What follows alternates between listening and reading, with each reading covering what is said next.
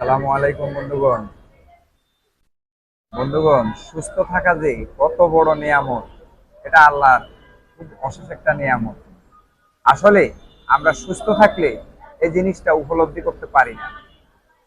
তো আসলে সুস্থ হচ্ছে মহান আল্লাহ তাআলার খুব বড় নিয়ামত। আপনি অসুস্থ হলে বুঝতে পারবেন আসলে সুস্থতার কি মূল্য।